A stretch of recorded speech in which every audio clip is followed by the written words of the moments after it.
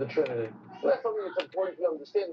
You know, sometimes when you want to prove something, sometimes it's better to prove it from your opponent's side. To actually show them from a Christian source rather than even trying to prove it from a Jewish source. Sometimes it's more effective. What I did is I took some very well-known Christian scholars. None of these men would be considered a foe of the Trinity. G.J. Wenham. Christians have traditionally seen Genesis 1:26 as end of grading. By the way, I always feel anyone who uses such a fancy word like that has to be right, which means foreshadowing the Trinity. It is now universally admitted that this was not what the plural meant for the original author. If you take out NIV study by NIV study Is by the room clean? No. Because if it's not clean, I'm gonna 1:26, where it says us, our God speaks as the Creator King, announcing His crowning work to the members of His heavenly court. The Ryrie Study Bible. Oh boy, I mean, the person who put that together comes from Dallas Theological Seminary. We're dealing with a very conservative Christian here. We're not dealing with liberals here.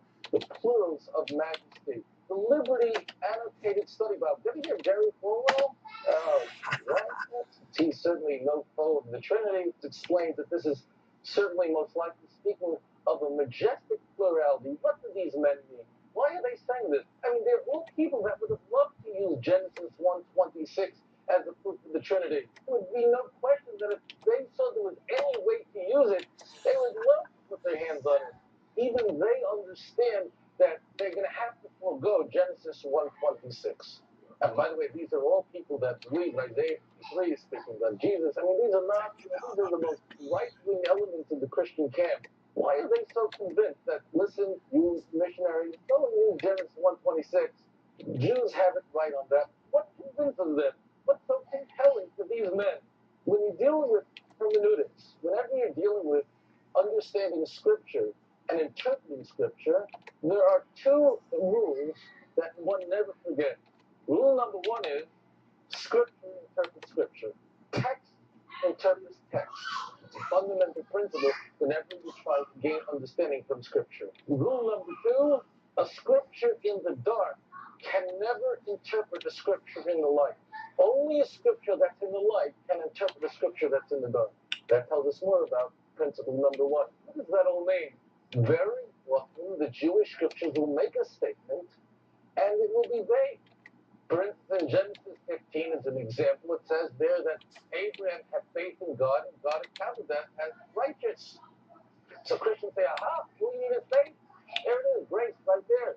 But, of course, once we look in Genesis 26, verse 5, it helps us understand. What does that mean that Abraham had faith and accounted for righteousness? Does that mean that, like us, that we're supposed to have faith in God, that God exists? That's impossible. Not only did Abraham speak to God, but God spoke back to him. Not only inside him, he spoke to him, like Dr. Shapiro, 1:3. I mean, he spoke to him. He heard his voice. Well, which means then, it couldn't possibly mean that Abraham had faith that there was a God, as sometimes we may struggle with. There must be something more than that. That he trusted God. How did God see that he trusted him? He passed and tests. He told Abraham, Lech lecha, go. Leave the land that you live in. Abraham was born in Mesopotamia, in Ur-Kasdim. Says, leave. Doesn't even tell him where you're going. The house you were born in, your father's house, leave. And go where I'm going to show you. Doesn't even tell him where. And because Abraham proved himself over and over again that he listened to all the commands of God, that's when he showed that he had faith. So when you have Genesis 15 alone, you have nothing else.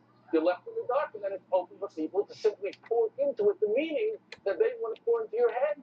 But once we have concept of Scripture, interpret Scripture, which means we have to take a number of Scriptures together. And also, sometimes you do have a Scripture in the dark, which means it leaves out so much information. Naturally, we have to look at other Scriptures to tell us what is happening here.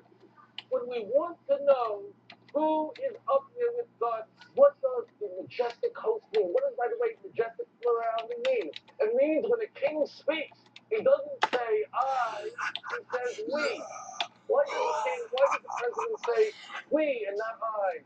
Because we understand that when the president is speaking, when a king speaks, he's speaking not just about himself, but he's speaking about all those who work with him, all his servants, all the people who are on his council, commander-in-chief.